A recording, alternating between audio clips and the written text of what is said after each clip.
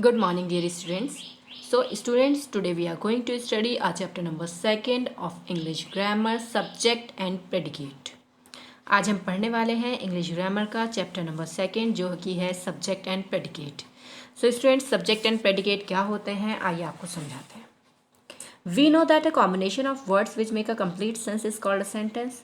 हम जानते हैं कि जो कॉम्बिनेशन होता है वर्ड्स का, मतलब बहुत सारे जो वर्ड्स एक साथ होते हैं जो हमें कंप्लीट सेंस दे रहे होते हैं, उसे हम सेंटेंस कहते हैं. आपको ये पता है सेंटेंस के भी पार्ट्स होते हैं. सेंटेंस की काइंड्स नहीं बता रही हूँ, पहले मैंने आपको काइंड्स बताई थी कि सेंटेंस की 5 काइंड्स होती हैं, जो असर्टिव, इम्परेटिव, इंटेरोगेटिव और जी आपका एक्सक्लेमेटरी, ऑप्टेटिव. वो तो काइंड हो गई. अब पार्ट्स देखते हैं. एक सेंटेंस के 2 पार्ट्स होते हैं. पहला होता है सब्जेक्ट, दूसरा होता है प्रेडिकेट. अब सब्जेक्ट क्या होता है और प्रेडिकेट क्या होता है. The part of a sentence about which something is said to be called a subject. Sentence का वो पार्ट, सेंटेंस का वो पार्ट जिसके बारे में कुछ भी कहा जा रहा है उसे सब्जेक्ट कहते हैं. सब्जेक्ट कोई पर्सन भी हो सकता है, कोई प्लेस भी हो सकता है कि जगह के बारे में बात हो रही है, और आपका कोई चीज़ भी हो सकती है कि किसी चीज़ के बारे में बात हो रही, किसी इंसान की भी बात हो सकती है. ये आपकी नाउन भी हो सकती है, प्रोनाउन भी हो सकती है. सब्जेक्ट जो है सिंगुलर भी हो सकता है, प्लूरल भी हो सकता है, कुछ भी हो सकता है. ऐसा हो सकता है कि एक सिंगुलर वर्ड हो या फिर एक वर्ड से ज़्यादा भी सब्जेक्ट हो सकता है. वो आपको मैं आगे बताती हूँ कि सब्जेक्ट एक वर्ड से ज़्यादा कैसे हो सकता है. उसके बाद देखते हैं प्रेडिकेट क्या होता है. The part of a sentence that is said about the subject is called the predicate. जो सेंटेंस का बचा हुआ जो पार्ट है सब्जेक्ट के अलावा, मतलब जो पूरी बात आप सब्जेक्ट के बारे में कह रहे हैं, वो प्रेडिकेट होता है. हो सकता है आप कंफ्यूज हुए हों. देखो, सब्जेक्ट वो होता है जिसके बारे में बात की जाती है, प्रेडिकेट वो होता है जो बात की जाती है. तो आप अगर सेंटेंस में से सब्जेक्ट भी फाइंड आउट कर लेते हैं कि आपका सब्जेक्ट क्या है, तो आपका जो रेस्ट पार्ट है, जो बचा हुआ पार्ट है, वो तो आपका ऑटोमेटिकली प्रेडिकेट हो गया, क्योंकि वो सारा सब्जेक्ट के बारे में कहा गया होगा. हो गया ना. चलिए आपको आगे इसको एग्जाम्पल से देखते हैं. नीचे देखिए सेंटेंस जो दिए हुए हैं. It was very cold day today. आज जो है बहुत ज़्यादा ठंड, ये जो था ना बहुत ठंडा दिन था आज. इट आपका प्रोनाउन है, नाउन के प्लेस पे यूज़ हुआ हुआ इट आपका प्रोनाउन है. तो इट जो आपका प्रोनाउन यूज़ हुआ हुआ है, आराम से आपको पता चल गया. पूरा सेंटेंस यूज़ हुआ बता रहा है इट के बारे में कि यह जो है ठंडा दिन है आज. There are 50 rooms in my school. वहाँ पर 50 कमरे हैं मेरे स्कूल में.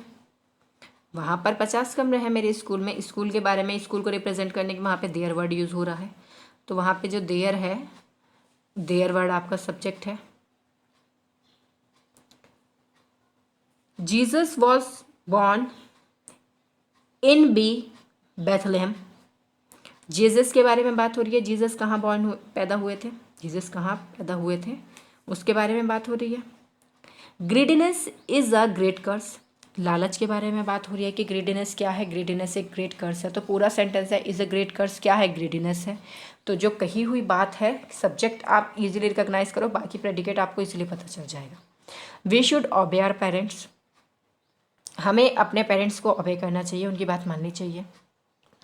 तो इसी तरीके से जो आपकी बात है वो किसी न किसी के बारे में हो रही होती है. तो जिसके बारे में बात हो रही है वो आपका सब्जेक्ट, जो बात हो रही है वो आपका प्रेडिकेट. चलिए आइए आपको सब्जेक्ट्स के पार्ट्स भी दिखाते हैं क्या होते हैं. एक तो आपका होता है क्वालिफायर, दूसरा होता है मेन वर्ड और हेड वर्ड.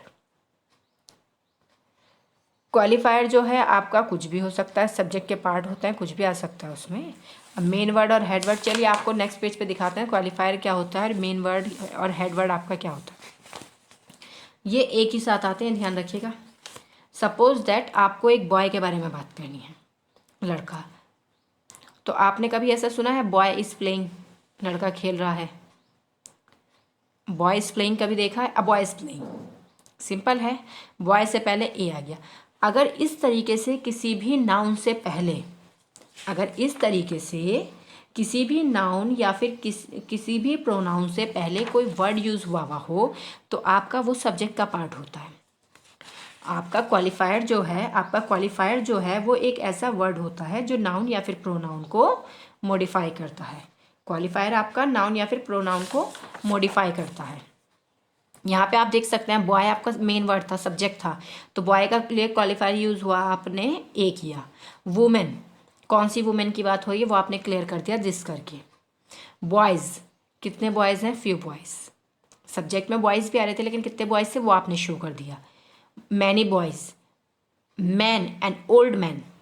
तो ये जो आपके जो वर्ड्स हैं, जो मेन वर्ड होता है आपका, हेड वर्ड होता है, जो नाउन होती है, नाउन या फिर प्रोनाउन को जो मॉडिफाई करता है वो आपका क्वालिफायर होता है। और जो वर्ड क्वालिफायर होगा वो हमेशा मेन नाउन से या प्रोनाउन से पहले ही, नाउन से पहले यूज़ होगा, नाउन से पहले यूज़ होगा ना आपका।